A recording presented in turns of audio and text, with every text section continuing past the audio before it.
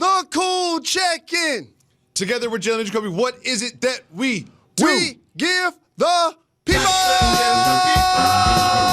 what they want. Jalen Rose, I got what I wanted on Sunday Night Football. My guy, Jacoby. You're not the only one that has namesakes running around the planet, Jalen Rose. My guy, Jacoby, and the Indianapolis Colts got a huge, surprising win in Kansas City, but Jacoby had some help. It was Marlon Mack with 132 yards on 29 carries. They just went back to him and went back to him and went back to him and ran the clock and dominated the line of scrimmage. Jalen, did this performance by Mack and the Colts offensive line expose a flaw within the Chiefs? No team is perfect in the NFL, okay? And so for the Chiefs, who again gave up 180 total rushing yards, 45 total carries, got killed in the time of possession, they were also dealing with some injuries, I must acknowledge. Patrick Mahomes injured his ankle, lost Sammy Watkins during the game, already playing without Tyreek Hill. But here's the thing that got exposed that I was telling you after the Lions game. I'm not necessarily fearful of their running game. It's one thing to have Patrick Mahomes in the backfield and he's electric as a thrower and as a runner. But Williams and Shady McCoy, you can kind of load up on those guys and you can kind of have some success. And so you try to turn them into a one-dimensional team, but you also trying to keep Mahomes off the field. And so when you're able to dominate the time of possession like they were able to do, this allows you to get a home victory. And going forward a couple of times on fourth down was key. They were able to pick them up as well. Well, I'm glad you brought up the Colts defense because it's, the headline is Mack and Jacoby and them doing that, but they limited Patrick Mahomes and the Chiefs offense to one touchdown, and that touchdown took a very impressive play from Mahomes. What did the Colts do defensively to make you feel like they might be a threat in the AFC? Well, first off, it was a spectacular play by Mahomes that got them their single touchdown. And again, after they played the Lions, I came on this show and told you that he didn't have a touchdown pass against Detroit, and he only had one yesterday. But their pass rush and their front four was stout. And so now all of a sudden you can stuff the run, and you're fresher when your offense is dominating the time of possession. And that's what they were able to constantly do. Well, there's a lot of games we have to get to, so we can't just talk about Jacoby for the entire show, even though I want to. But I would say the biggest games in terms of fan interest was the 425 matchup in Dallas, in Jerry's house, where the Packers came to town. And wow, the Packers jumped out and dominated the Cowboys early in the game. The Cowboys did attempt to come back, but they ended up looking bad in a second straight loss. Jalen, what is happening with Dak Prescott, Zeke Elliott, and the Dallas Cowboys? See, the beautiful thing about being America's team and getting all the headlines that they get, people going to come for you and give you their best shot every week. It's almost like being a defending champ without actually winning the Super Bowl. But you got to give Green Bay's defense a whole heck of a lot of credit. Ezekiel Elliott, they kept him from getting big-time plays out of the backfield on runs. They picked off Dak 3 times, as you see. They got in his face. They got some favorable calls. I didn't think the officiating was really good throughout the game for either side. But when you're able to cause the kind of turnovers that they were able to cause, and plus the Cowboys had 11 penalties. So when you're playing on your home field, you can't do that. And last but not least, what happened to their run defense? I like Aaron Jones a lot. But the Cowboys have never given up 4 touchdowns to any running back in the history of the NFL. This has never happened, okay? You got to give him credit, playing in front of his home fans.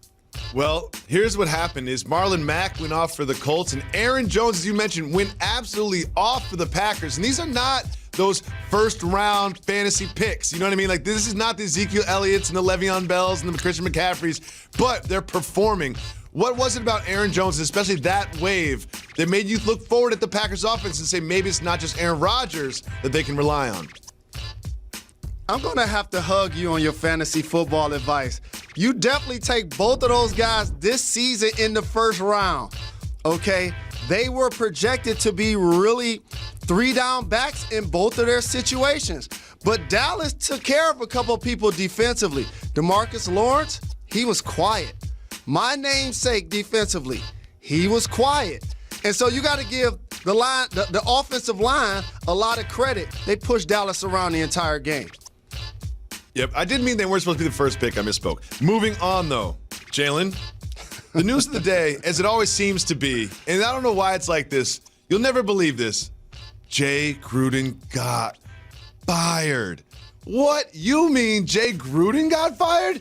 If you've been watching this program, you know that is broken news because, Jalen's been just getting little hints, little things that Jay Gruden has been saying to the media and piecing this all together. Let's just listen into some of the things that Jay Gruden has said leading up to this Monday where he was fired. The most important thing is we have to have some continuity. I can't be changing people every 5 minutes here. I'm sure you're asked this, but what's the plan at quarterback right now? We don't have one right now. So you expect to make a decision today? I don't know yet. I might just wait till Sunday at 1 o'clock and just figure it out then. Nobody's told me anything, and I don't have a concern. I'll just wait and see. My key work's on Monday. Keep working. Go attack the Miami Dolphins, and plan on getting our first win next week. Jalen, what do you think? When he was doing this, he was basically letting us know this is what Washington meant to him. A pain in the neck. That's what that was. Okay? They basically did him the biggest favor because when you're in Jay Gruden's spot and you look at how Daniel Snyder has constantly been an owner that hasn't created success under his leadership, you get the gig and all of a sudden you like, you know what? I'm better off in Oakland with my brother where he got all of the power and they outplaying expectations. He did not want them to draft Haskins. It doesn't mean that he's not going to be a terrific quarterback.